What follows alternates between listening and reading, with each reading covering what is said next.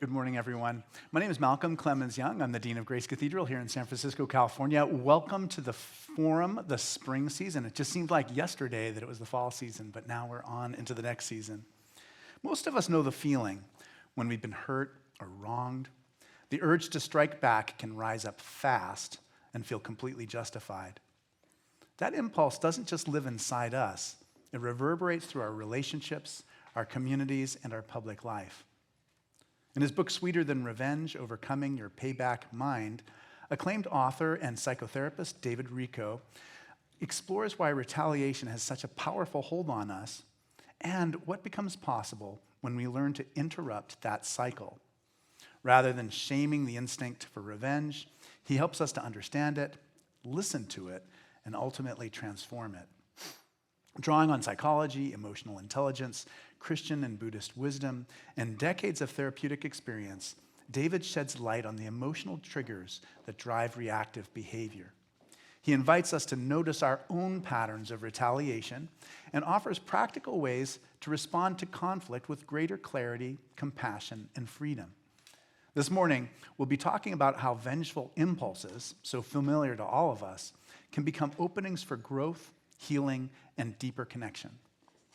Dave, thanks so much for joining us today. We're so grateful to have you here. Well, thank you for inviting me. Yeah, you know what I appreciated the most about Sweeter Than Revenge is there's a way in which you defined a lot of the different words that we use in a kind of casual way, and I really appreciated the way that you defined what it means to seek revenge or retaliation, or what grace means. All of that, it was very, very helpful. One of the things that you do in describing the payback mind is it's as a universal thing that we all have to wrestle with. And I wonder if you can talk a little bit about what's happening just emotionally, physically, psychologically, when we feel that urge to retaliate. Thank you for your questions. The very first thing you actually feel is grief. And the purpose of revenge is to make sure that you don't have to let the grief really happen inside you. Grief, of course, is a combination of sadness about how you've been hurt, secondly, anger that you've been hurt, and fear that it could happen again. Very interesting, I found one line in Shakespeare that says it all. It's in Troilus and Cressida. And Troilus, the main character, has been hurt. And this is what he says. The hope for revenge shall hide our inward woe. Woe at that time meant grief, as it sometimes does now.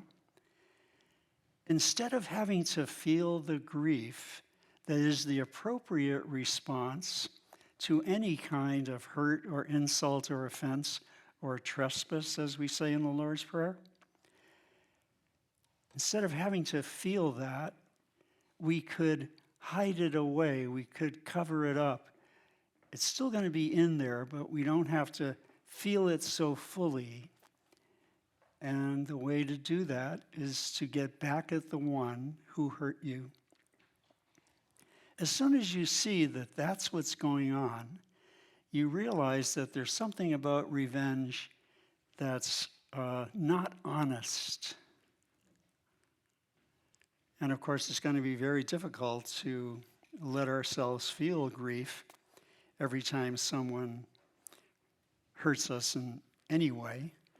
But that would be the first step toward releasing ourselves from that impulse toward retribution. Retribution comes from two Latin words. The R-E means back, as in get back at someone. And T-R-I-B means payment. From that we get the word tribute. They paid tribute to Rome. So retribution is literally pay back.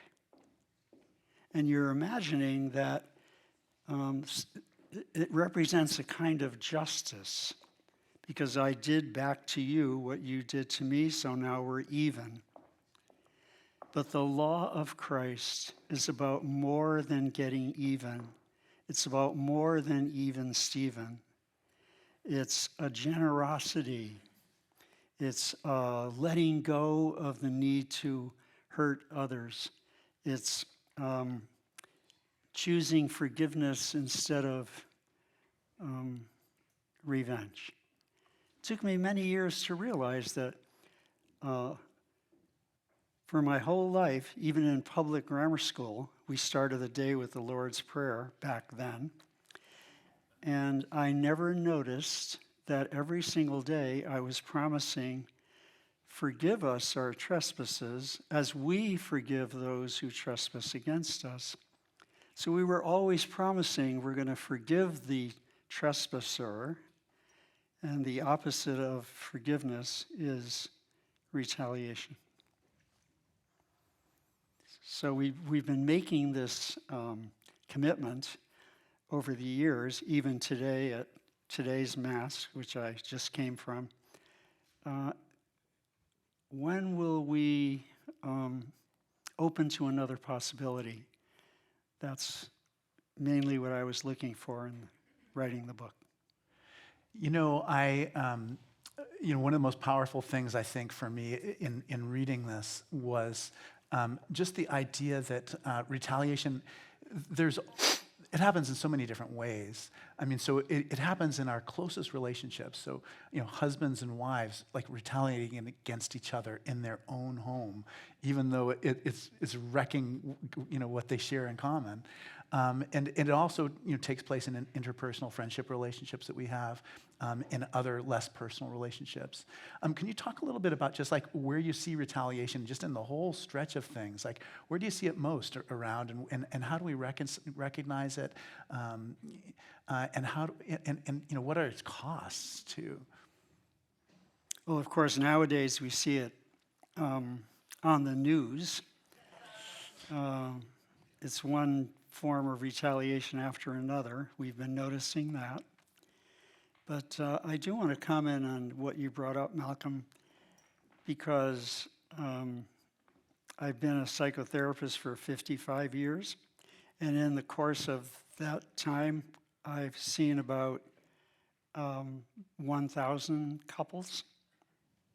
And I've noticed, although it took me a while to pick up on it, that oftentimes one partner is getting back at the other for something that happens, or even for just being who he, she, they may be.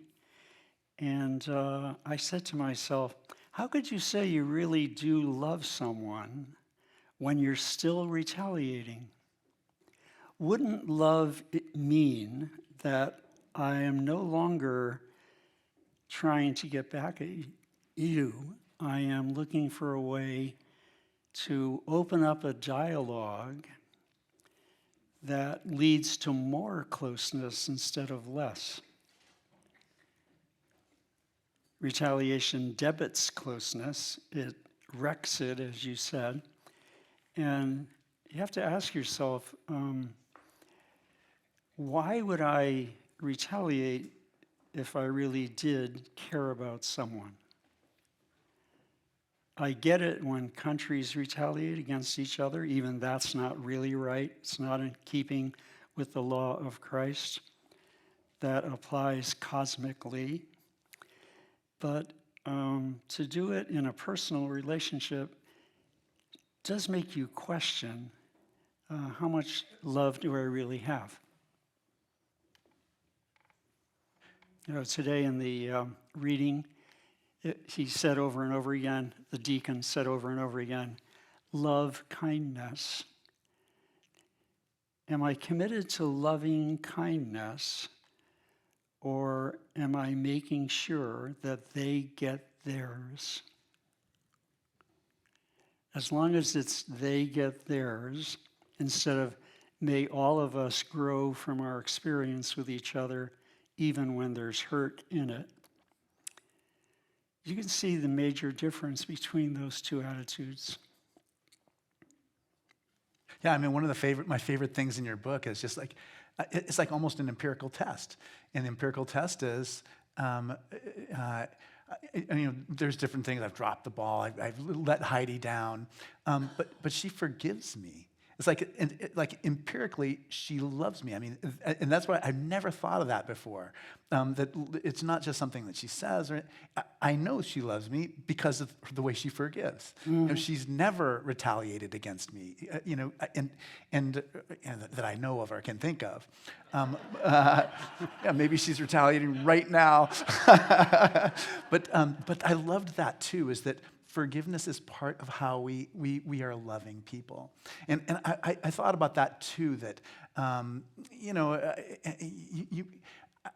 so we have the right of reconciliation in the Episcopal Church. So it's confession. So we have corporate confession, like you did upstairs. We confess that we've sinned against you in thought, word, and deed, that part. But we also offer individual confession too. So, all may, none must, some should, And so I'm always surprised by the number of people who come to me seeking forgiveness for something that I just don't regard as a sin. And I wonder if you can talk a little bit about just like how can we be more forgiving people? Because I think a lot of us, carry this burden of feeling like we ought to be more forgiving, but can't somehow manage to be better at it. Well, I'd begin with a prayer to the Holy Spirit. Release in me the virtue of forgiveness. Secondly, it's easier to forgive when you understand what it's really about.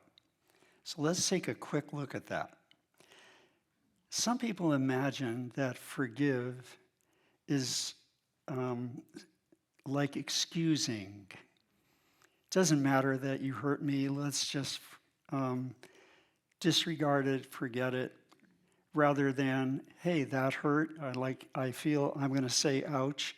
I'd like to open up a dialogue and discuss it. It's okay to do that. That's how you move toward forgiveness. So first of all, it's not excusing, it's not disregarding. I would say, and I try to explain this in the book, it's a kind of letting go. So once I have really expressed that grief about what happened between us, then I start to let go of ill will, resentment, blame, and the need to retaliate. If you think of forgiveness as those four letting goes, you realize that it's wonderfully helpful to your growth, both in spirituality and psychologically. That you become a more open person and you start having a heart that's more like the Sacred Heart of Jesus, who even forgave his enemies on the cross. When he says, Father, forgive them, it's forgive them without their having to go to confession. Yeah. It's forgive them without their having to even know what they're doing. It's an unconditional forgiveness. Would I want that to be my style is the same as, am I willing to put on the mind and heart of Christ? I'm convinced that this whole topic is a moral one. It's a religious issue. It's a spiritual subject. It's not simply psychological. Just in writing the book, I realized that. I thought, I can't write this just as a psychologist. I also have to write this as a spiritually oriented person, to whatever extent I can be that. Anyway, does that? Yeah, and I do. I think of how sometimes people we need to forgive are dead. Sometimes they're alienated from us or disconnected from us, but that work still, so it has a different valence when it's, when we have to work together for something on the future and we have to talk about it together than in those other kinds of circumstances. And I wonder if you can talk about how forgiveness is different in those in settings where, when you're forgiving someone who's died versus forgiving someone who's maybe a colleague now who you have to work together in order to be effective. I didn't quite get the question. Oh, so how do you work on forgiveness as somebody in different kinds of forgiveness? Forgiveness for somebody who's dead who you're not in touch with, versus forgiveness for somebody that who's still in your life who you have to talk to about that forgiveness. It always would happen in the context of dialogue, and I'm proposing that it begins with the acknowledgement of your grief. That would be the ouch. And then to show the person how you've been hurt in some way, and to do that without blaming and put downs. And this is hard to do. It takes assertiveness to be able to talk to people this way. We're not used to doing this. We're used to nicey. And as long as we're still doing that, the kind of honest integrity that this calls for just can't happen. I also wanted to say that the forgiveness is something happening in you. When it's about the other person, it's called pardon. So for instance, the judge says, well, you did jaywalk and it is a $50 fine, but I'm going to pardon you.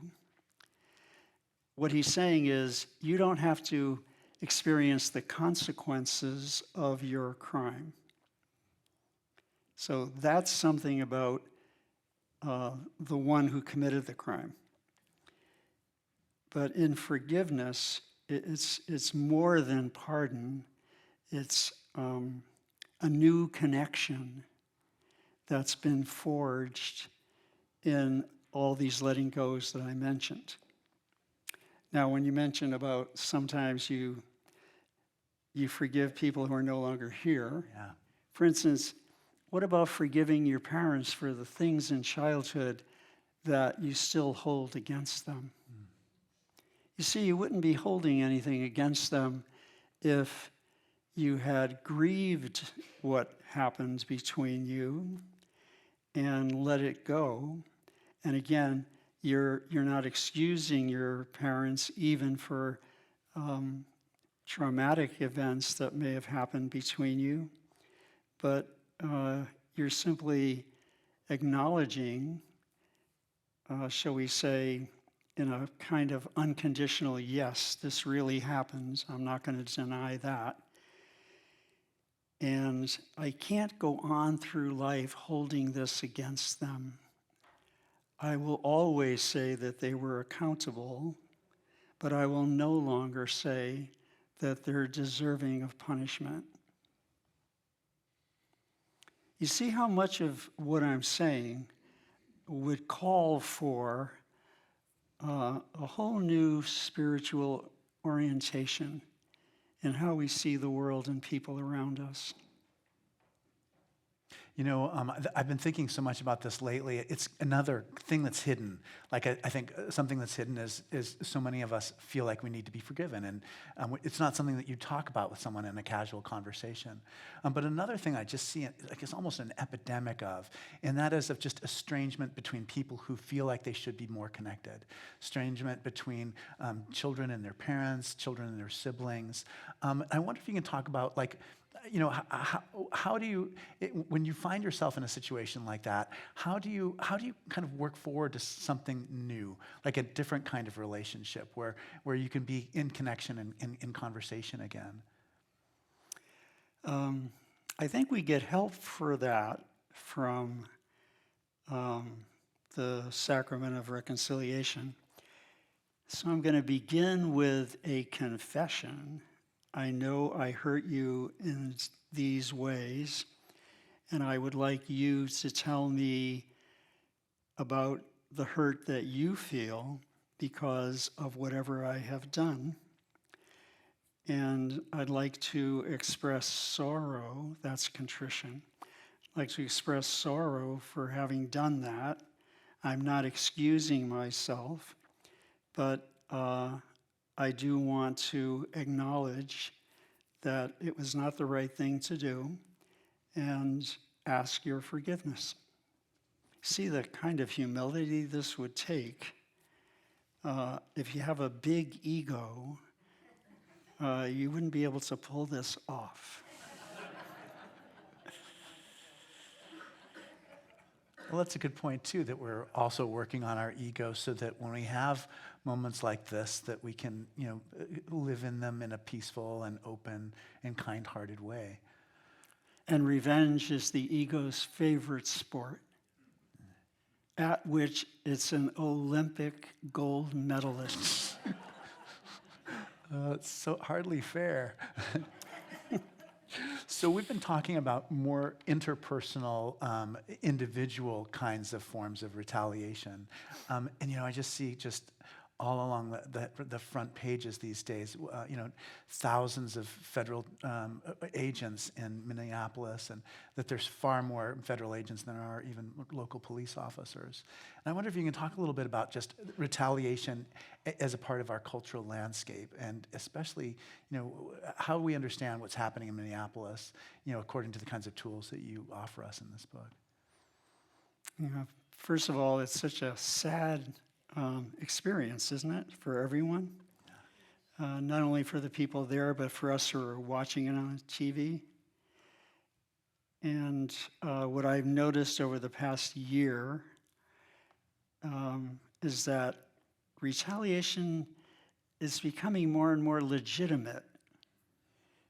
It's as if there were no alternatives to it. And there's something retaliatory about how the whole system works now.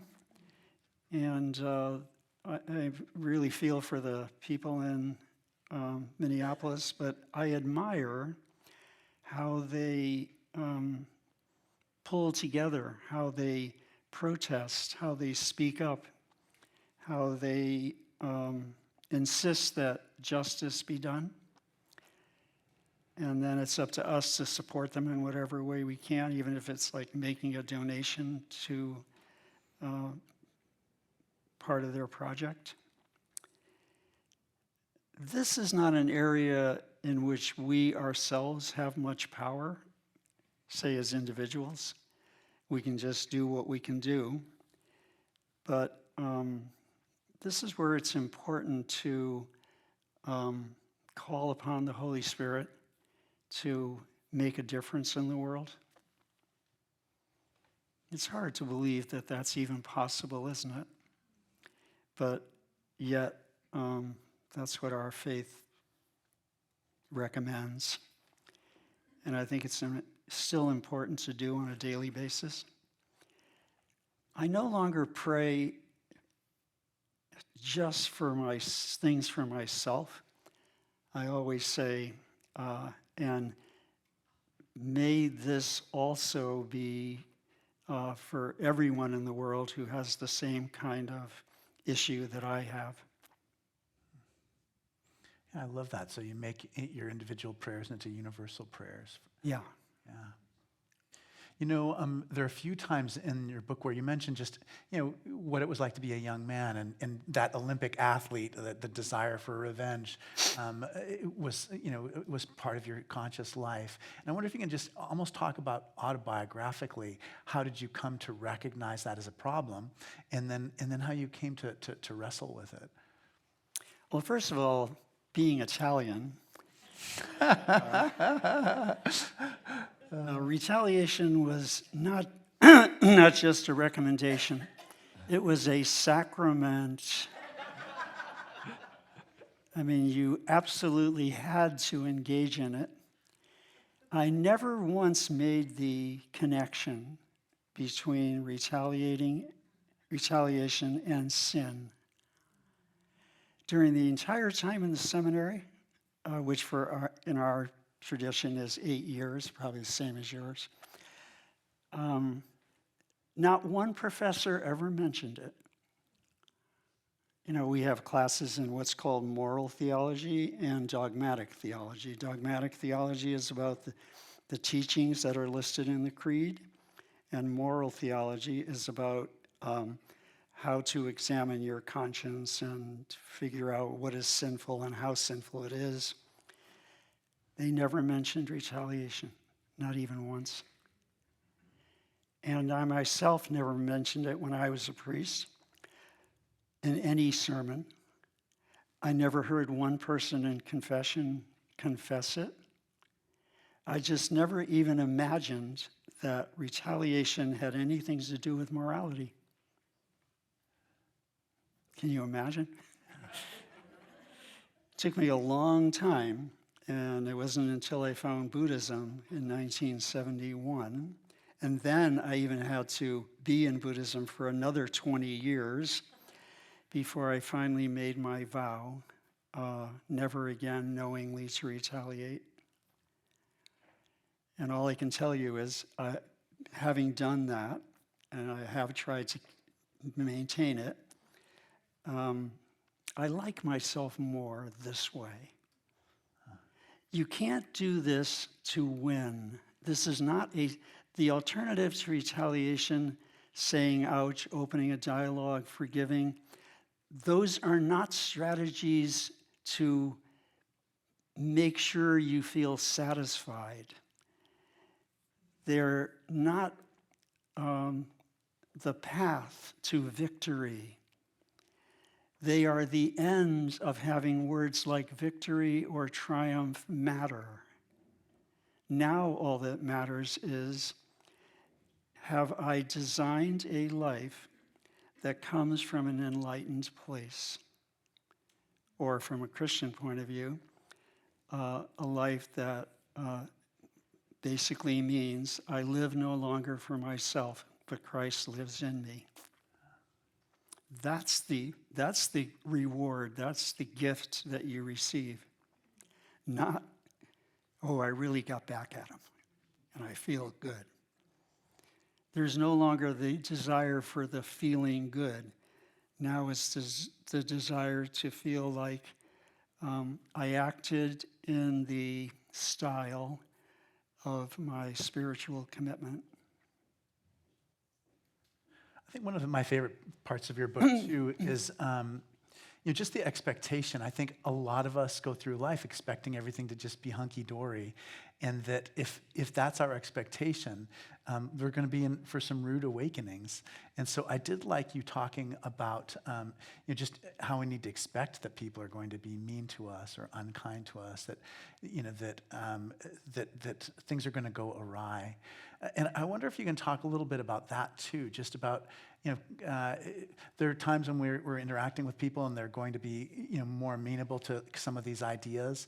And there are going to be times where they're going to be pretty closed off. And I wonder if you can talk about just, how hard to try, when it's somebody who seems more closed off. Well, I guess it'll depend on the nature of the relationship. Yeah. Like, if it's closed off between you and your son, you certainly are going to put a lot more energy into healing that than if you're closed off between you and the guy who lives 2 doors away.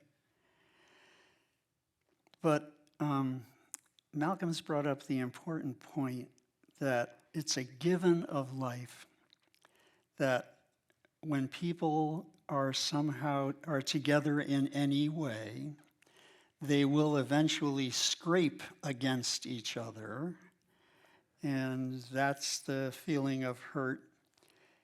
And you're going to have some kind of program to respond. The first part of the program is simply the unconditional yes to the given of life, that sometimes people won't like me, sometimes people will insult me, snub me, try to make me feel bad, insult me, offend me, and so forth.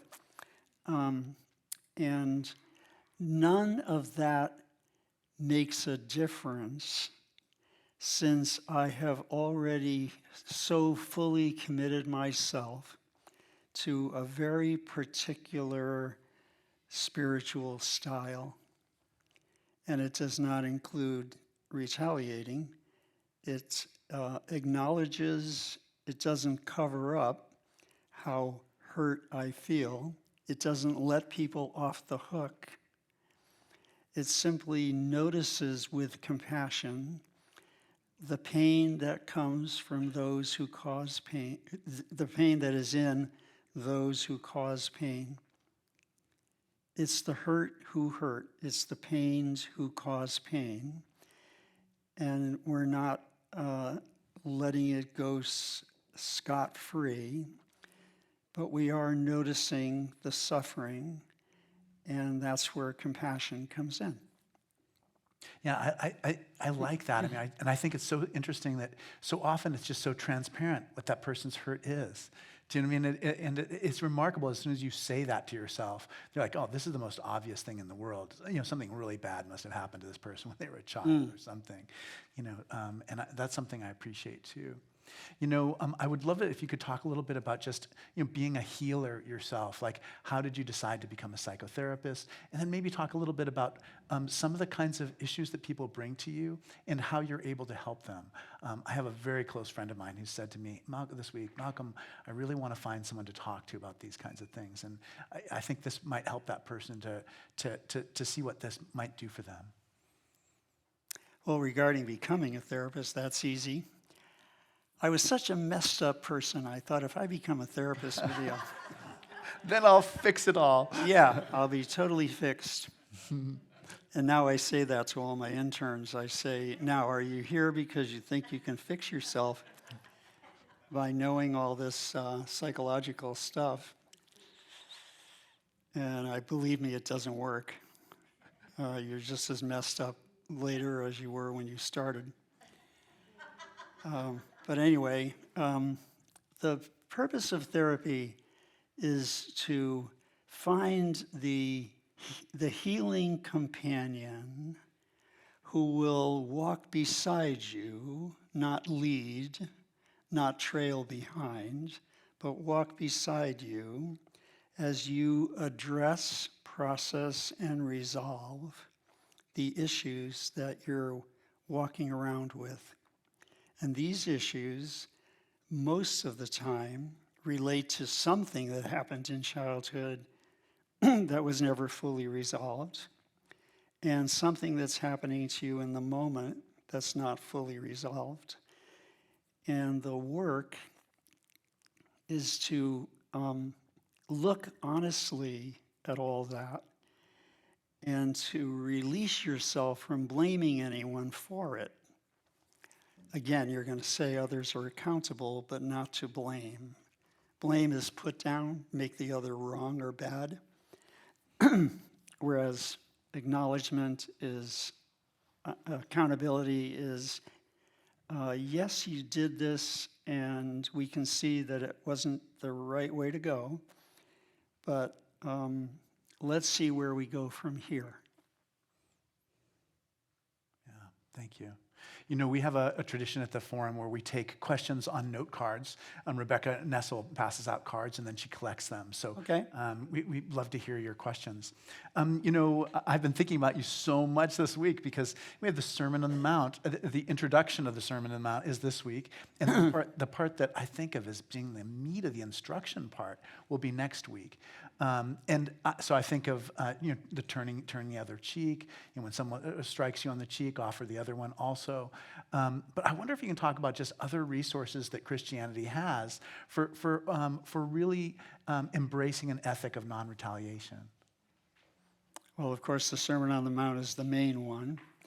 And particularly this quote from St. Luke, who has the Sermon on the Plain. It's kind of a short version of the Sermon on the Mount in Matthew 5. And it's radical advice, because it seems as if you should act in kind. So if someone's mean to me, I'm mean to that person. But instead it says, do good to those who hate you. hate you. Bless those who curse you. Pray for those who mistreat you. So the first thing to notice is that he's recommending more than just not retaliating. So it could have been stated this way. Don't hate those who hate you. That would have been good enough. But instead, he says, not only don't hate those who hate you, but even look for a way to do good to those who hate you. He could have said, don't curse those who curse you, but instead he says, bless those who curse you. In other words, establish the more than what the ordinary person would ask for.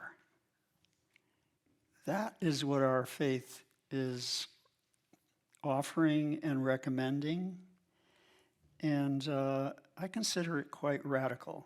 As far as other ways in which you see it, of course, it's in the Lord's Prayer. Yeah. If you were consciously say, as we forgive those who trespass against us, if you were just to take that phrase, put it on the fridge, it would change your whole way of being with other people. You know, I think a lot about your encounter with Buddhism too, and I wonder if you can talk about just resources from Buddhism that have really inspired you as a person who embraces nonviolence.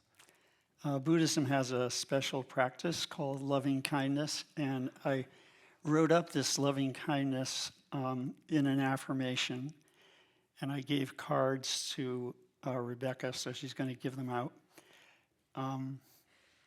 Could you give them out to the audience? Maybe somebody could help you.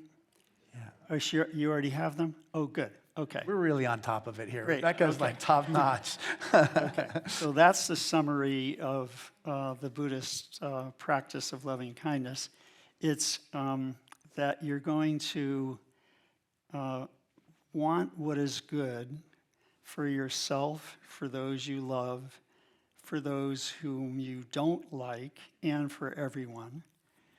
That's called loving kindness practice. I found that very helpful. And then, of course, to have the same kind of compassion that Buddha or Christ has for us. What kind of compassion is that? It's the one that has absolutely no judgment in it and no top down. So I'm not looking down at you and having pity on you.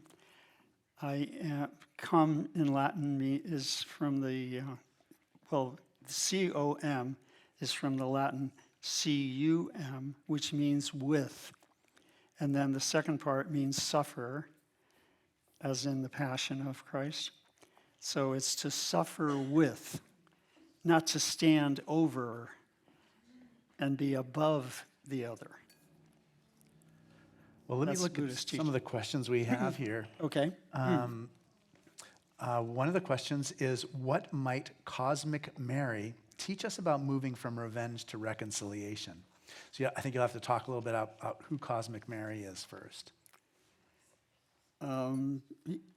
You're referring to one of my books is called When Mary Becomes Cosmic. And I'm thinking of Mary in three ways. There's the Mary, the actual person who lived in Nazareth. Then there's the Mary that was presented to us by the church, Ever Virgin Mary. And then there's the Divine Mother archetype, the motherliness of the universe, the way the universe nurtures us, cares for us, and even is our origin and our destiny. That's the cosmic divine feminine, which you could also call Mary. And in the life of Mary, of course, you see no retaliation whatsoever. Yeah, I think of the Magnificat so often because just in our tradition we say it, twice a day. Sometimes, I mean, it's of all the parts of Scripture, we just repeat it over and over again. Who is the primary beneficiary of forgiveness, and what if dialogue is not available? That's a good question. Well, first of all, the primary beneficiary is you, because you have felt a liberation by letting go of ill will, blame, holding on to resentment, and the need to retaliate. So that's a liberation. So you're benefiting from it, and the other person is benefiting also, because there's an airiness now. There's a loosening up. There's a chance for a dialogue that could be meaningful. Well, for me too, That's there's the even I think when you have something between two people, it clouds over the good things about that person. And when you let go of that burden and you forgive the person, then it allows those good things to be, part of the scene again. Mm-hmm. Yeah. Yeah. It opens all that up. And then the second part of the question, which is one that we would all think of, and certainly has happened over and over in the course of life. You want to open a dialogue. Let's put the cards on the table. Let's talk about this. And you get a no from the other side. All you can do is let go with love and say, whenever you're ready to do this, I'm ready. And I'm not going to be pushing you or trying to convince you. I consider convincing an aggressive act. So we're not trying to convince anybody.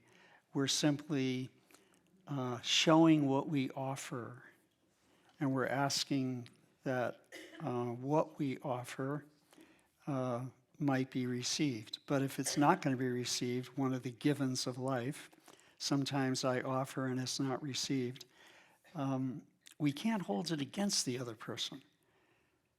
We just have to go to the virtue of patience. Yeah.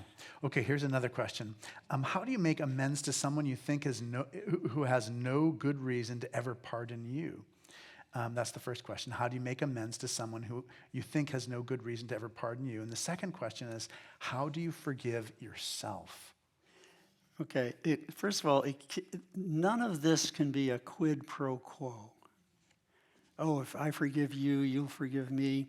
If I make amends, for what I've done, you'll make amends in return. This only works when something has happened in you, a kind of conversion to a whole new way of living, the kind of living that's described in the gospel and in the best of psychology. So none of this is based on, well, if he does it, I'll do it. If he doesn't do it, I won't do it. That doesn't really sound like a mature style in spirituality. Secondly, how do I forgive myself? oh yeah. And obviously that's much harder than forgiving others.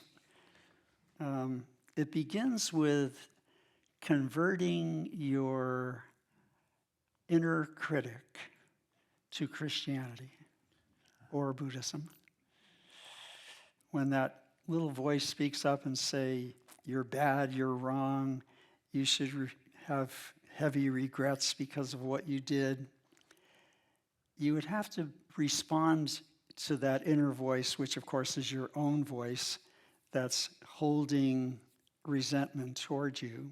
And I have a whole section in the book on self-forgiveness and self-retaliation.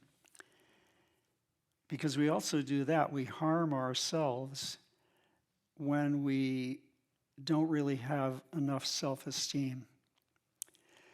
In any case, the path towards self-forgiveness is the same as asking for forgiveness from others. It's it's making a fearless inventory of how we have hurt others or how we feel ashamed or what we regret, and asking ourselves, is there some way to make amends for this so that I can lay it to rest? And if there isn't, can I at least turn it into a form of prayer in which I certainly acknowledge that I've done things in life that I'm not really proud of, but at this point, it's important for me to let go of ill will toward myself for this, holding a resentment of myself, and finding little ways to hurt myself, especially through alcohol or drugs or any addiction, and making the connection between how I'm hurting myself and how I may be still not fully forgiving myself. Forgiving, again, is not excusing. It's no longer letting something be an obstacle to closeness. Yeah, I always say it's leaving the past in the past, and so it doesn't continue to haunt us. We've got tons of questions here. I almost feel like we need to go through the speed round now. So we have a couple here about Trump and ICE. What do you think of peaceful protest to deal with Trump, ICE, in addition to prayer? I don't see how prayer can be enough. And don't we have to come together and do what we can to stop this madness? And how do we regard Trump? And my answer is yes, of course, to that. Okay. And how do we regard Trump and ICE or deal with other people who hurt others? So those are two related questions, I think, about just Trump, ICE, and protest. And, you guys are so lucky because you're part of a church that is socially conscious. And so you're going to hear about these events in the news in a sermon. And you're going to hear about possible programs that the church might offer to help you make some kind of response. I went to the interview of Bishop Buddy, which I so enjoyed. And She texted me this morning at 2:30 in the morning. Oh my goodness, okay. Well, it's probably, 5:30 in the morning her time. She's an early riser. Okay. And Chad, wasn't that an amazing conversation? You're right. Yes, well, you were interviewing her, and I so admire her, and I read her book on courage. But during the interview, Don Fox, whom I also know, asked the question, well, what is the church going to do about Trump? And that is our question. Yeah, it is. Don Fox is brilliant. Yeah. So Don Fox is a Episcopal priest. Who's like a mentor. I mean, he's so solid. He's like so faithful. Mm-hmm. Okay, so some people do not have the communication skills to engage in a positive discussion. Which words would be effectively utilized for opening up the conversation? And then she wrote, or whoever said this, quote, "We need to talk about something," end quote, "doesn't work well. It scares the other person away." That's so true. Yeah. So that's a good question. What words do we use to invite people into the conversation? It would have to be phrased in such a way that there's absolutely no blame. It would have to be something about your own feeling, and the feeling shared in such a way that it doesn't implicate the other person in how the pain happens. I love you and I want to be close, and sometimes, I get some feelings, and it's hard to talk about them. But I would like to share something that I've been bothered by. I mean, some way of establishing an opening that doesn't put the other person on the spot. And I realize it's hard to do. Yeah, Bishop Swing, the old bishop, used to talk about just getting tangled up. We just got tangled up in something, but it's like a neutral metaphor that doesn't say one person caused it. Yeah, it is. That's a great question and a good response too. Bishop Swing said something to me once that I've always remembered. He said, every time our church becomes a little more liberal, like now we're going to have women clergy, now we're going to have women bishops, or now we're going to accept gay people. He said, every time that happens, we lose people. And that has to be okay. Yeah. We pray to bring them back. We look for ways to reunite them, but we also have to let them go with love. So that's also going to be part of how you look at the interactions. Yeah, it's so true. It's so true. And just not to antagonize people in an unnecessary way or demean or belittle them or make them wrong. But yeah, it's hard to find that balance personally and as an institution. Would giving your book to an estranged ex-daughter-in-law, even with a preliminary acknowledgement of the issues, would that be misinterpreted? I love that. This is a great question. This person and I don't know who gave me this, but we're right in sync. It's a great question. So, is this the kind of book that we can give to someone without that person, Well, you can say no. Yeah, you'd have to say right at the beginning, now don't take this personally. Yeah. I had that problem with the very first book I ever wrote, because the very first book is called How to Be an Adult. Yeah. Yeah, right. Sounds like an insult if you give it to someone. I think we all get it, but the first book I wrote, my dissertation, there was a misprint on the first page, and my father, look, there's a typo, and Heidi, my wife, was so mad at him that when he picked up my dissertation, he pointed out the typo in this first sentence. Okay, what if someone has done something so egregious to you, and you want to teach them a lesson so they stop hurting others, calling them out on their bad behavior because they might not know how it affects others?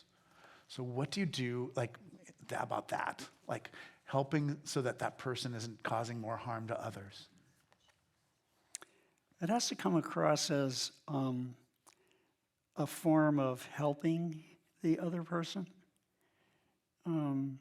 helping you live in such a way that others will want to be with you rather than be afraid of you or turning away from you. You have to have some way of putting it out there. Even that phrase, call someone out, has a kind of aggression to it, as opposed to let me just tap you on the shoulder and, let's talk about something that may help you, especially in your relationship with other people. All this is so hard to do. I do get it. And I don't really have knock 'em dead answers. Because I myself find it difficult to do. But by the same token, back to the last person's question about their ex-daughter-in-law, there is a way in which the foundation of this is nonviolence. And I don't mean that in as a word. I mean as like a tradition of thought and of being human. And it is kind of like the beginning course in nonviolence. Oh, yes. All right, moving quite along. How does emotion fit into your beliefs about forgiveness? Your ideas make sense normatively, but seem to require dispassion. Well, that's an interesting question.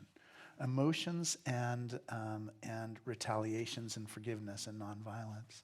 Well, it would take great emotion to let yourself feel grief. It would take such vulnerability to show the other person your tearful face based on what that other person had done. It's feeling all the way through. It's the feeling of sadness, the feeling of anger, the feeling of fear, and the feeling of compassion. So Yeah, and feelings tell us something about our relationships and our interactions with people. So they're kind of the data that we kind of decide how we're going to respond to the world through. Yeah. Yeah, it does sound like it's normative, it's intellectual when we're sitting up here using words. I do get that. But it will be up to each of us to show some of the feelings. I'm suddenly remembering a phrase from the book of Zechariah. Look at how I was wounded in the house of those who loved me. Yeah. Can you imagine saying that? Yeah, you guys love me, but look at what you're doing to me. Wouldn't that be hard to say? Okay, moving quite along. So what guidance may you give about walking beside others who are resigned from a hurt? How may one support their engagement and empowerment to hope and hopeful action? So walking with people who've been hurt, what does this teach us that can help us with that? You mean joining, like, for instance, joining in a protest regarding... Or maybe, maybe your close friend has just gotten divorced, and how do you walk with them and help them to recover? Oh, I get it. Yeah. Okay. I guess that's what my reading of the question. Yeah. I think the most important thing is always ask the person in pain, what are you needing now? Don't just come in with, oh, you're going to feel better if I say this, or I know this will be of help. You always want to begin with, tell me how I can be present in a way that helps you, even if it means just sitting here in silence. Well, thank you. And then how can you speak? It's sort of like the, excuse me one sec. I'm just suddenly picturing the Pietà, the statue by Michelangelo, the Virgin Mary holding the body of Christ. It has such silence in it, like to hold the grief in silence with no blame. Yeah, thank you. Can you speak more about how to hold people accountable without blaming them? It's not an easy audience, I'll tell you. No. I guess you would have to put it as, this happened, and I'd like to talk about it. And do you see yourself responsible for the part of it that affects me? I'm not blaming you for anything. I'm not holding it against you. Certainly I'm not going to retaliate, but would like to open the discussion with that question.